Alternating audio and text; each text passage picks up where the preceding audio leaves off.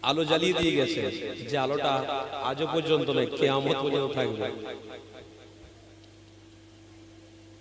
তবে হ্যাঁ, যারা এই দুনিয়ার জমিনে অহংকারী, অর্থ নিয়ে যারা পৃথিবীর জমিনে মনে মনে করবে এটাই আমার কাছে সব, তারা যেন মনে রাখে এটা তাদের জন্য কিছু দিনের, এটা তাদের জন্য কিছু দিনের, লং দিনের নয়, কিছু দিনের। আর যারা মনে করবে ও আহসিনু ইন্নাল্লাহা ইউহিব্বুল মুহসিনিন, যে রোজা পেয়েছি, রোজা রাখবো, এটাও আল্লাহর জন্য, নামাজ পড়বো, এটাও আল্লাহর জন্য, যাকাত দেওয়ার ফরজ হুকুম আল্লাহ করেছেন, সাহেবে নিসাব বানিয়েছেন, যাকাত দেবো, এটাও আল্লাহর জন্য, সাহেবে নিসাব আল্লাহ বানিয়েছেন, হজ করব, এটাও আল্লাহর জন্য। ওয়া আহসিনু ইন্নাল্লাহা ইউহিব্বুল মুহসিনিন, যখন প্রত্যেকটা আমল আপনি নিষ্ঠার সঙ্গে করবেন, তখন আমার আল্লাহ আপনাকে দুনিয়া এবং ইয়াউমাল কবর এবং কিয়ামতের কঠিন দিন আল্লাহ আমাদের মুক্তির ব্যবস্থা করে দেবেন। পুলসিরাতের রাস্তা পার হতে হবে না, হবে না? মিজানের দাড়ি পাল্লার সামনে দাঁড়াতে হবে না, হবে না? এটা বিশ্বাস হয় না, হয় না? অনেক মানুষ মনে করে হুজুরদের ঘরে দাওয়াত করে নিয়েছে, যে হুজুররা কি বলবে সব জানা কথা। ভাই, আপনি জানা কথার উপরে আমল করবেন, ওই আমল করাটা আপনার জন্য কঠিন হয়ে দাঁড়াবে। এটাই তো বিষয় হয়ে যাচ্ছে। বলে 5 ওয়াক্ত নামাজ মুফতি সাহেব বলেছেন, 1500 বছর আগে আল্লাহর নবী বলেছেন নামাজ ফরজ। নামাজ যদি ফরজ আপনি জানেন, তো নামাজটা পড়ছেন না কেন? ওয়াজের মাহফিলে হুজুরদের ঘরে দাওয়াত করা হয়, হুজুরদেরকে দাওয়াত করে তেনাদের জবান থেকে কোরআন হাদিসের কথা শোনা হয়, বলো সব আমাদের জানা কথা। আরে জানা কথা ঠিক আছে, কিন্তু মানার মতো মন মানসিকতা নেই কেন? এটা প্রশ্ন আমাদের। আল্লাহ নবী আসতে 1500 বছর আগে বলেছিলেন, আবু হুরায়রা রাদিয়াল্লাহু তাআলা থেকে বর্ণিত আছে, আল্লাহ নবী বলেছিলেন যে জানাত অবশ্যই প্রত্যেক মানুষের উপরে হক আছে, তারা জানবে, তারা বোঝার মতন ক্ষমতাও রাখবে, কিন্তু আমল যখন করতে যাবে তাদের মধ্যে মন মানসিকতাটা অনেকটাই পরিবর্তন হয়ে যাবে। কেন পরিবর্তন হবে? আল্লাহর নবী আসতে 1500 বছর আগে বলেছিলেন পরিবর্তন এই জন্য হবে, আল্লাহ দুটোকে দুনিয়ার জমিনে পাঠিয়েছে। এক হলো খালাকাল ইনসান, আল্লাহ একটা ইনসানকে বানিয়েছে, আর একটা হচ্ছে জিন। একটা মানুষ আর একটা জিন, দুজনকে আল্লাহ পৃথিবীর জমিনে পাঠিয়েছে। তো আল্লাহ বলছে এই যারা ইনসান হবে এরা তাদের দাসত্ব করে ফেলবে। কাদের? শয়তান। আল্লাহ পবিত্র কোরআনে স্পষ্ট ভাষায় আগে থেকেই বলে দিয়েছেন, ওয়ালা তাত্তাবিউ খুতুওয়াতিশ শাইতান ইন্নাহু লাকুম আদুউম মুবিন। খবরদার, তোমরা মানার মতন মন মানসিকতা রাখতে যাবে, কিন্তু তোমাদের অন্তরের ভিতরে এক ধরনের ইবলিস শয়তান ওয়াসওয়াসা দিয়ে তোমাদেরকে এই মসজিদ, মাদ্রাসা, খানকা, মুসলমানদের ভিতরে দল, মুসলমানদের ভিতরে মারামারি, মুসলমানদের ভিতরে ঝগড়া, ভাই ভাইয়ের ভিতরে ভালোবাসা, ভাই ভাইয়ের মধ্যে মোহাব্বত, স্বামী স্ত্রীর মধ্যে মোহাব্বত, এই সবগুলোকে দূরে সরিয়ে দেবে। কেন? তাদের কাজ ওইটা, আর আমার রাসূলের কাজ হলো উম্মতে মুহাম্মাদীকে জোড়া। রাসূলের রাস্তা, রাসূল দেখিয়েছেন জান্নাতের রাস্তা, আর ওরা দেখাবে জাহান্নামের রাস্তা। আল্লাহর নবী আসতে 1500 বছর আগে বলেছিলেন, আবু হুরায়রা তুমি রাস্তার ধারে যে ছোট্ট মতন গাছ লাগাচ্ছো, আমার কথা সব শুনতে পাচ্ছেন তো নাকি? হযরতে আবু হুরায়রা, সেই বুখারী শরীফ হাদিসের মধ্যে আছে, হযরতে আবু হুরায়রা রাদিয়াল্লাহু তাআলা আনহু রাস্তার ধারে একটা গাছ লাগাচ্ছিলেন। গাছ আল্লাহর নবী দেখতে পেয়ে আবু হুরায়রাকে বলেছিলেন, আবু হুরায়রা তুমি যে এই রাস্তার ধারে গাছ লাগাচ্ছো, গাছ লাগানো ভালো কাজ, এই জমিনটা হলো আল্লাহর, এই সমস্ত গাছগুলো হলো আল্লাহর, আসমানটা হলো আল্লাহর। এ আবু হুরায়রা, তুমি যে ছোট মতন গাছ লাগাচ্ছ, এই গাছটা লাগানো ভালো কাজ, কোনো অসুবিধা নেই, কিন্তু আল্লাহর জমিনে তুমি লাগাচ্ছ। এ আবু হুরায়রা, আমি এই গাছ লাগানোর থেকে একটা উত্তম জিনিস আপনাকে বলে দেবো, আপনি শুনবেন? হযরত আবু হুরায়রা বলেছিলেন, লাব্বাইক ইয়া রাসূলুল্লাহ হাবিবাল্লাহ, হুজুর আপনার কদমে আমার জীবনকে কুরবান করে দিয়েছি। আজ থেকে নয়, যবে আমি রাসূলুল্লাহর পাক হাতে হাত দিয়েছি সেই দিন থেকে আমি প্রতিজ্ঞাবদ্ধ করেছি, জান মাল পৃথিবীর জমিনে আমার ছেলে মেয়ে জায়গা জমি সব কিছুর থেকে বেশি রাসূলুল্লাহকে আমি অন্তরে জায়গা দিয়ে ফেলেছি। ইয়া রাসূলুল্লাহ হাবিবাল্লাহ, হুজুর আপনি বলবেন আর আমি শুনবো না? অবশ্যই হুজুর, আপনার প্রত্যেকটা কথার মধ্যে আল্লাহর দেওয়া নিয়ামত লুকিয়ে রয়েছে। হুজুর আপনি বলুন, আপনার প্রত্যেকটা কথার মধ্যে আল্লাহর দেওয়া নিয়ামত লুকিয়ে রয়েছে। আমি আবু হুরায়রা আপনার কথা শুনবো না, এটা হতে পারে না। আল্লাহর নবী সেই সময় বলেছিলেন, আবু হুরায়রা, তুমি যে গাছ রোপণ করছো, তুমি এই গাছের থেকে বেশি যদি একটা কাজ করতে পারো, এই গাছের মতনই আল্লাহ তোমাকে এর থেকে বেশি ইজ্জতের মাকাম দান করবে। সেটা হলো কি আবু হুরায়রা, তুমি প্রত্যেকদিন নামাজ পড়ে এটা পড়তে থাকো, সুবহানাল্লাহ, আলহামদুলিল্লাহ, লা ইলাহা ইল্লাল্লাহু আল্লাহু আকবার, সুবহানাল্লাহ, আলহামদুলিল্লাহ, লা ইলাহা ইল্লাল্লাহু আল্লাহু আকবার। যত তুমি বলবে, জান্নাতে আল্লাহ তোমার নামে গাছ রোপণ করতে থাকবে। আমরা তো ঈমানদার। আবু হুরায়রা ঈমানদার ছিলেন। আবু হুরায়রা নবী পাকের কথার উপরে আমল করেছিলেন, কিন্তু হাদিসের মধ্যে আপনি কোন জায়গায় দেখাতে পারবেন যে আবু হুরায়রা রাদিয়াল্লাহু তাআলা আনহু রাসূলুল্লাহর দুশমনী করেছিলেন? আবু হুরায়রা রাদিয়াল্লাহু তাআলা আনহুকে যেভাবে রাসূলুল্লাহ মেসেজ দিয়েছেন ইসলামের দ্বীনের, সেইভাবেই তেনারা চলেছেন। না উপরের দিকে গেছেন, না নিচের দিকে গেছেন, না বেশি না কম, একদম নবী যেটা বলেছেন সেটা। আর আজকের দিনে আমরা রাসূলের উম্মত, জানি 5 ওয়াক্ত নামাজ ফরজ, জানি রোজার মাসে রোজা ফরজ, জানি মাল বেশি হয়ে গেলে একটু যাকাত দিতে হবে, জানি আমরা সাহেবে নিসাব হয়ে গেলে হজ করতে হবে, জানি আমরা সাহেবে নিসাব হয়ে গেলে কুরবানি করা আমাদের জন্য ওয়াজিব, এটা করতে হবে। কিন্তু আপনি বলুন 100% এর মধ্যে 100% এর মধ্যে 100% কি ইসলামের ভুক্তভোগী আছে? আপনি বলে দেন তো দেখি। যদি 100% এর মধ্যে 100% ইসলামের ভুক্তভোগী থাকতো, ইসলামের অনুসরণ হতো, তাহলে এই যে বেঈমানরা আজকে বলছে মসজিদ মাদ্রাসা খানকা এগুলো সব বলছে, আমাদের বলার শক্তি পেত?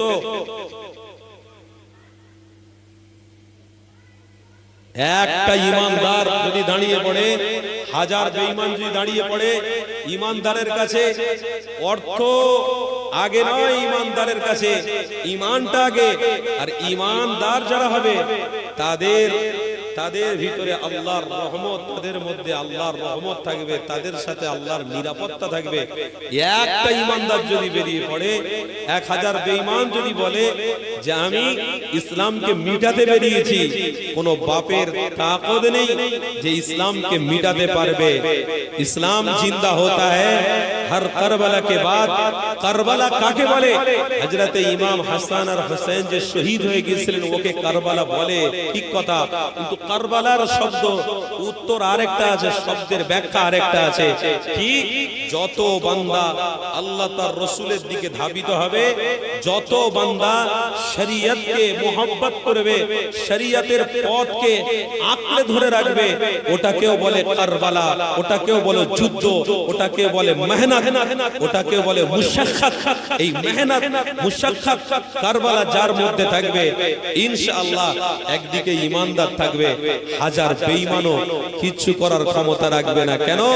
আল্লাহ নবী, দয়ার নবীকে আজ থেকে 1500 বছর আগে আল্লাহ জানিয়েছেন, আল ইয়াউমা আকমালতু লাকুম দীনাকুম ওয়া আতমামতু আলাইকুম নি'মাতি ওয়া রাদিতু লাকুমুল ইসলাম দীনা।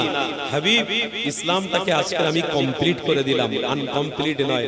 ওহী আসা বন্ধ করে দিলাম, নবীদের দরওয়াজা বন্ধ করে দিলাম। আল্লাহ নবীকে আল্লাহ বলছেন, ইসলামটাকে আমি আল্লাহ আমার মনোনীত বানিয়ে নিলাম।